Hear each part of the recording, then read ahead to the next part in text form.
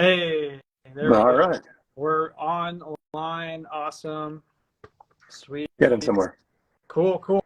Well, awesome. Well, thanks, Casey, for going live with me. We'll give people a few minutes to see if some people roll into the live. But for we chatted right before this call, but do you mind maybe just quickly like introducing yourself to some people who maybe are coming from my following? Sure, yeah. I'm Dr. Casey Hill. I live in Crozet, Virginia, near Charlottesville, Virginia, but recently moved here after spending, I think, about 8 years in Louisiana. Originally from Louisiana, had done my residency in physical medicine and rehab at UVA in Charlottesville. Bounced around, took a few different jobs, eventually moved back to Louisiana, but we missed the mountains around here, so we moved back this past summer. And I am working with my company now, PRMD. We've gone through a bunch of name changes, so Power Running is still out there, but a company that I won't name probably has the trademark on that. So we're working on slowly transitioning after a lot of legal advice on the matter. And like you, I like to work with runners. Awesome. Yeah, I know. That's exciting. I started my own business like less than a year ago too. So as far as like the growing pains of making a business, I'm painfully aware of it. But that's really exciting. And yeah, we connected. I mean, we connected very recently because of just mutual followers and accounts and obviously our passion for working with runners. And, I mentioned this earlier on our last call and then some of our posts before, but what caught my eye with you was that you're a medical doctor who works with runners, but not in the traditional medical sense. You do a lot of exercise prescription and gait analysis, which is really cool. But it's just super uncommon in the medical field itself. So can you super briefly explain like how did you even get into that world as a medical doctor? Right. So, I mean, I guess a weird way to say it is I'm weird, right? So, total unicorn. I think it's probably taken me a while to realize how unique, I guess, it is. And that's partly from my patients who tell me all the time, why doesn't the other doctor know anything about this? Like I was explaining to you earlier, but briefly, I'm a MD that maybe should have been a PT, but now I'm not even sure that would have quite fit me either. So I'm slowly becoming just what makes me happy and relates to my interest. After medical school, you have to choose a residency, and I found physical medicine and rehab. I did a rotation at UVA. I worked in the runners clinic with Dr. Robert Wilder, and I love what he did all day. I love that population of runners. I've never been a great runner. I probably never will be a great runner, but I enjoy running. I enjoy being active, and I really like working with active people. And I think part of my brain has always been attracted to sports performance. I think I had a subscription to Men's Health in college and just really soaked up that kind of performance side of things, which of course you probably know we don't get much of in medical school. I mean, even PT school is very musculoskeletal focused, right? But it's always injury, it's always rehab. Medical school is always pathology and it's not really health related. But for whatever reason, I just like working with these people who just had this physical goal to achieve. They want to get back to running. I had the unique opportunity in residency to work with Jay DeSherry in the Gait Lab. He's the author of Anatomy for Runners, Running Rewired, inventor of the Mobo board, and he's definitely been my biggest mentor. And he also inspired me to, learn from everyone. Don't just take what he says. Research it for myself. Follow other smart people. Question them. Read as much research as possible. Stay up to date with the literature. But I did get exposed to gait analysis through him, and I really enjoyed that process and made it part of my practice. Starting a little bit when I worked in Alabama, but really when I moved to Baton Rouge, I've probably done about 500 clinical gait analysis now, and have used OptiGate, and then moved on to RunScribe, wearable technology.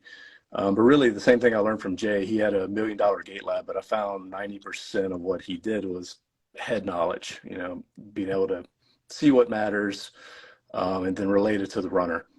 And that's led to also a class for runners, a strength class for runners. And then recently, over about a year ago, I got a coaching certification from USCA, United Endurance Sports Coaching Academy, I think it is. and actually concentrated in ultra running, but plan to go back and learn a little more about road running too. Awesome. No, you have such a cool path for a medical doctor, even in the sports field. I mean, I've worked with plenty of sports docs, but even they don't really get nearly close to like the performance side like you have, or even the gait analysis, which is, with runners, that stuff is so critical. And it allows you, I think, to give like way more informative advice than the traditional MD, like by far. Which leads me to like one of my big questions that I get from clients all the time, is that when they typically see their primary care provider or their orthopedist, they come with this running injury, and oftentimes the advice they are given is just rest for 4 to 6 weeks, and then resume activity as scheduled. As it'll be all done in 4 to 6 weeks. And that's like, I feel like that's given with injuries across the board for a lot of different injuries. And there's a certain way I feel about that advice, but I'd love to hear, your perspective. Like when you work with a runner and they're told that advice, and then, obviously they're coming to you because there's still an issue. How do you feel about that scenario? Sure. Well, and I get a lot of, kind of second opinion patients who maybe saw an orthopedist or saw someone, didn't quite like the answer, and then they reach out to me. Or I'll get, firsthand runners saying, they'll tell me the problem, and then they'll say, should I just rest till it goes away? And so, it's not just the doctors, it's the runners too. I think on the cynical side, the orthos, I mean, they know that a pill is not really going to help. An injection probably won't really help. Most running injuries aren't surgical, so surgeons don't get to make money off of that. And the hurting tissue, whatever it is, the injury probably will feel better, and it may heal up to some degree if they just take some time off, right? But in general, I hate that answer, because what else is going to happen, right? That tissue's going to heal up to the demands you're placing on it, which are nothing if you're truly resting. Every other tissue in the body, what does it do when you don't use it? It atrophies, it gets weaker. So you're losing some muscle, you're definitely losing cardiovascular fitness. Your tendons are getting weaker. Let's take worst case example, a stress fracture, right? And stress fracture is probably the number one thing where it's like, hey, we've really got to protect this bone. We've got to take load off of it. We've got to let it heal. Tend to be aggressively conservative on stress fractures. That the research still seems to be like that is something we need to unload and not make angry while we're trying to rest it, right? But, the rest of the bone, if you do x-rays before and after, the whole foot's gotten weaker. The thigh bones, the uninjured bones have lost a little bit of calcification because they're not getting pulled on, they're not pounding. And so my goal is always to say, hey, we need to protect this area. We need to do this to let this part heal, but here's what we can do for the rest of you. And there's parts of that, number one is cross training. How do we keep the cardio going so you don't lose fitness? And then it's also having the conversation with runners that, look, 1 week off is going to make zero difference. You'll be back to normal in 2 weeks. 2 weeks off will make a little difference, but you can be back to normal in 2 or 3 weeks. But we don't want to take 4 to 6 weeks off. So that might be pool running, cycling. It depends on the injury and what the person has available as far as what kind of cross training they can do.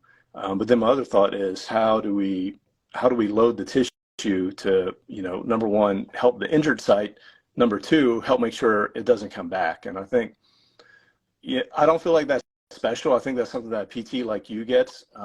But I do think that seems to be kind of special in the world of medicine, that I haven't seen a lot of other doctors that think that way for whatever reason, just not part of their training or haven't gone down the paths I've gone down. But knowing, hey, it's an IT band, right? You keep pushing it, it's going to hurt. And, IT band is a very good example of, you could take 4 weeks off. Well, hey, my knees felt better for 3.5 weeks. I'm going to go run. Oh, crap, half a mile in, my IT band came right back because you did nothing to fix the mechanics, So we could be using that time where we're not running, we're not irritating it more, but we are strengthening the quads, strengthening the glutes, strengthening the hips, working the foot, talking about running mechanics, doing different things so that when they start back to running with a smart return to run plan too, hopefully, the injury doesn't come right back. Is that in your line of thinking? I mean, I'm pretty much in full alignment of that. I mean, I think what you're basically saying in summary is like, rather than resting, we're trying to train in the presence of injury to get you prepared to run when this injury eventually resolves. Because like you said, I think you mentioned like, a lot of medical doctors don't have necessarily the training, the skill set to rehab somebody from like a stress fracture back to running. And I think, well, the reason is because a lot of them, their training's in like totally different things. Sure. For orthopedists, you're trying to fix like truly broken things, and they're really good at that. But they're not trained to do the other stuff that a typical rehab specialist is. Same with like your primary care provider. They're just trying to make sure you're not like dying. They want to make sure you're staying alive and like working on your total, full system health rather than the specific injury. That's not really the musculoskeletal injuries just aren't their wheelhouse. And I think a lot of people go to them and the providers think they want me to help solve their pain. I know 4 to 6 weeks of rest will take away the pain. But then they think, well, that's the problem. It's just the pain. It's like, well, the pain's not the problem. Right. The problem is that they can't run because of the pain, and there's something contributing to that pain, whether it's weakness, a mobility issue, a gait, a gait problem. So the root cause of the issue is not being addressed. They're just the pain itself. But we know that pain is going to come back if we don't address the root issue by doing like a thorough evaluation and like a return to run plan. So Absolutely. I'm pretty much in full alignment of that. But I also, not to just bag on MDs, I do think PTs as well have a problem of returning somebody to higher level function as well. We are also guilty of helping them get through the pain part with, maybe we're just focusing on just the acute rehab, like just get some manual therapy, tape them up, and then and then rest and then go return the run on your own. But we don't maybe look at their running gait enough. We don't load them enough. Yeah. That's a big problem in right. PT. It's just underloading is a huge problem. So people are just not getting stronger. Band exercises have a great place and things, but if you're a runner and you're not lifting something heavy, I think there's so much room for you to grow as a runner and also prevent injuries. Yeah. Well, I don't want to pretend like, I'm not going to pretend I've always done a good job of that, right? I mean, it's a learning process, right? Something that comes to mind, it was a football player, maybe like a fullback, running back, something. He had a hamstring strain, if I remember right. This was a long time ago, early in my career. And I remember asking the therapist, the therapist was like, oh, it's going great. It's going great. He's progressing. I think he'll be ready to play maybe this week. All right, are you doing like some heavy RDLs or something? Oh, well, I don't want to push it too much. I don't want to test him. Like, dude, the mechanics of loading an RDL versus what you're going to let that leg do the first time when the ball gets snapped and he takes off into a sprint with 250-pound guys trying to tackle him, that's a much bigger load than doing a controlled RDL in clinic. So it's like if you don't feel comfortable trying to do that in clinic, you probably shouldn't be allowing him to play. But I think it's just a different mindset. And, we have the same issue. Like, oh, all right, you handle these exercises and you feel good. Okay. But then you have to think, does this match the demands of the sport? Are we even close to the demands of the sport, And my mentor, Jay, always says, we think about running as a low load applied over and over again. But you look at the forces involved and you're talking 2.5 times body weight applied per stride for miles and miles. So it's really kind of a high load sport that has a big endurance component. And so the runner needs to be ready to handle that. Definitely. I don't think, running being considered a low load activity is definitely not something that probably pans out on the science side. But definitely, I feel like it's not reflected in the training though, for a lot of runners who do like lighter load resistance training, high reps, low weight. And because they think, well, that's, running's an endurance sport. I should do endurance training all the time. But you're not, yes, you're adapting your endurance systems, but you're not developing actual strength systems, power systems, that are necessary for an endurance sport like running. And we got lots of research showing like your running economy gets better Right. with that sort of stuff. Injury prevention, it's not quite as strong in research, but I think we have suspicions. There's some studies that favor it, but in my opinion, it doesn't hurt to get stronger. I've never heard of a runner who's regretted, oh, I got too strong. Right. Like no runner's ever told me that so far, and I don't expect to hear that. But and I know that's what you focus on too with your courses, right? Absolutely. I was thinking, do you know Mark Bell, Yes. the bodybuilder? Yeah. I think, his motto is strength is never a weakness. That was one of the things the first time I heard, I was like, oh, kind of rolled my eyes, like, what a little cliche marketing slogan.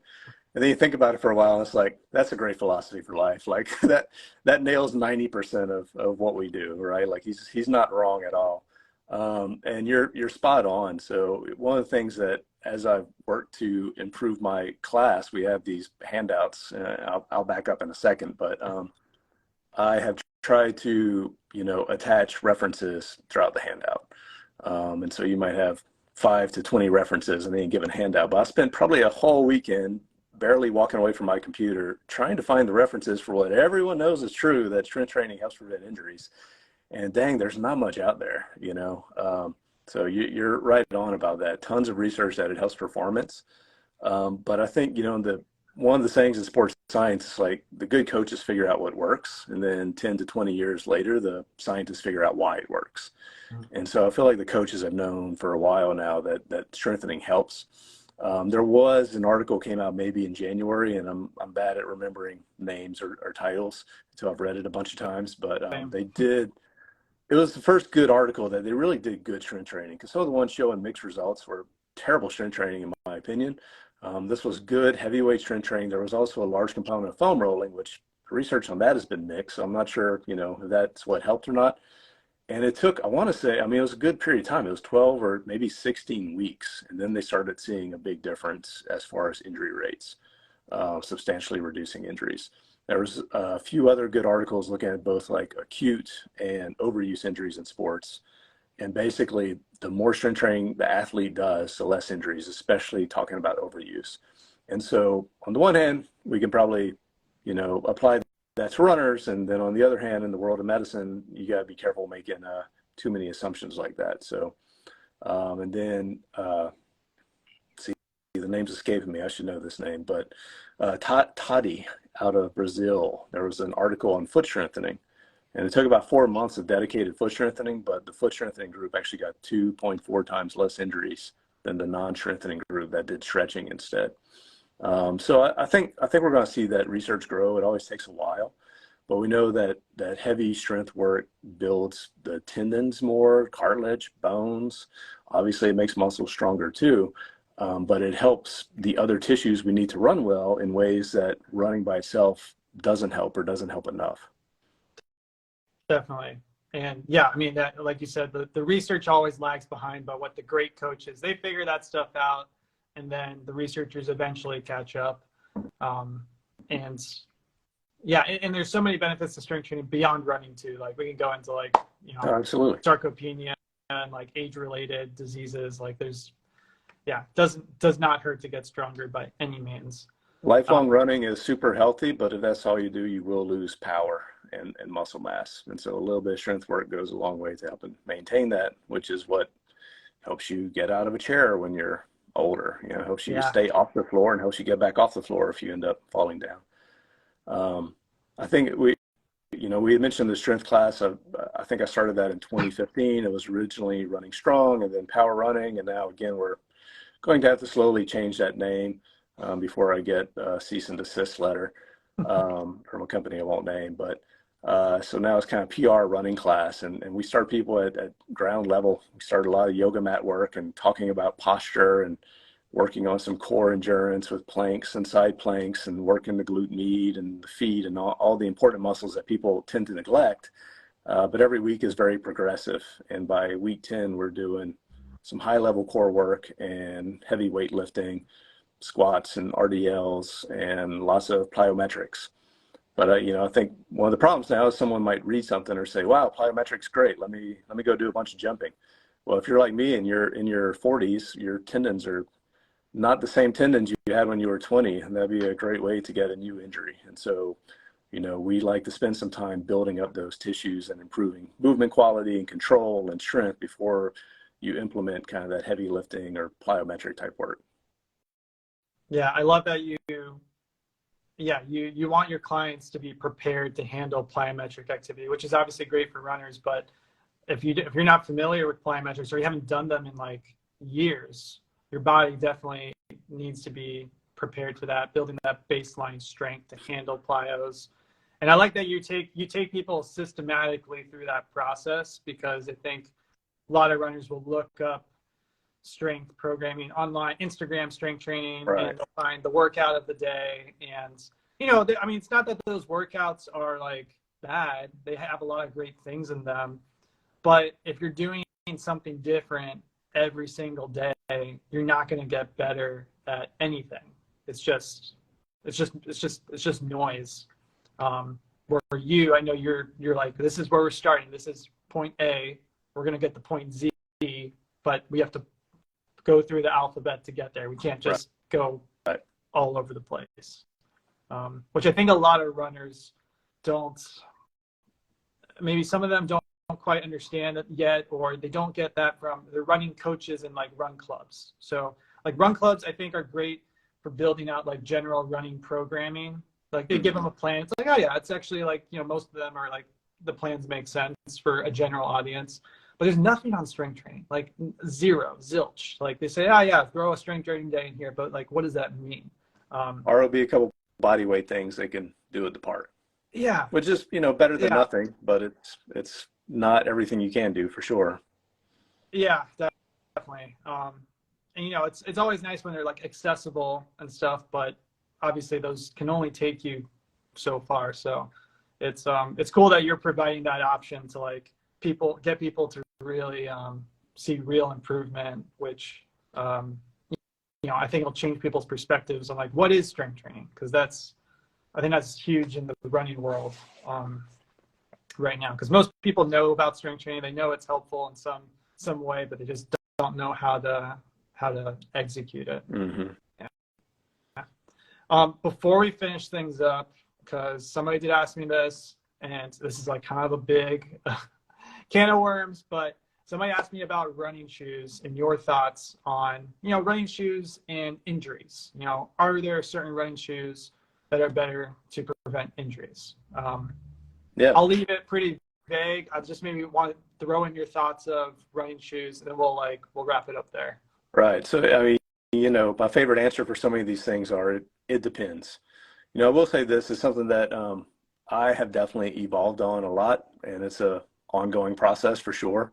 I kind of mentioned to you when I was getting into this was when the book Born to Run came out, right? And I love that book. I think I would still be entertained reading it for probably the third time. But it hasn't necessarily held up, right? So 12 years ago, I'd have said, oh my God, you got to transition to minimal. It's going to cure all your problems. Well, the real research, again, took a little while to catch up, and they pretty much have the same rate of injuries. But what's really interesting is that these minimal barefoot shoes, or even running barefoot, doesn't really get injured more than running in the standard running shoes that, the industry has told us to use for the last 30 or 40 years. Then we made the switch over to maximalists, and everybody's got to run in their Hokas.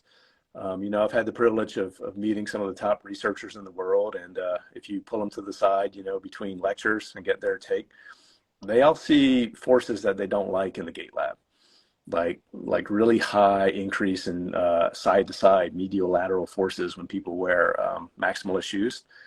But I haven't really seen an article saying that maximalist shoe wearers get more injuries. What we've seen more is that, it goes back to one of those fundamental laws of physics. We can't create or destroy energy, but it seems like the shoe wear can kind of shift that around. And so you put someone in a real minimalist shoe, you're going to shift a lot of the forces to the foot, the Achilles, the calf, lower down. What seems to get spared a little bit is maybe knee, hip, and back. So I've got a hip arthritis issue. I had a labral repair a couple of years ago to salvage my running. And I came out of the surgery and the surgeon's like, you got terrible hip arthritis. You should never run again. And then I talked to my PT buddies and it's like, let's stick to minimal shoes. Let's, stick to a really high cadence and do all your strength work and see what happens. And I'm rebuilding my running now and as much as possible sticking to minimal shoes, and my hip feels fine. So I'm going to wear it until it's, till it's worn out. But take someone on the other hand, who maybe has a lot of foot issues. They might do better in a kind of rocket sole maximalist type shoe. Just went to a running medicine conference and there was an hour lecture on super shoes, and they seem to all work. great. A lot of them do work. The Nike works better. There's a few other ones that are around the same. There's some that claim to work the same, but in the lab tests, there's no boost to them over any other shoe.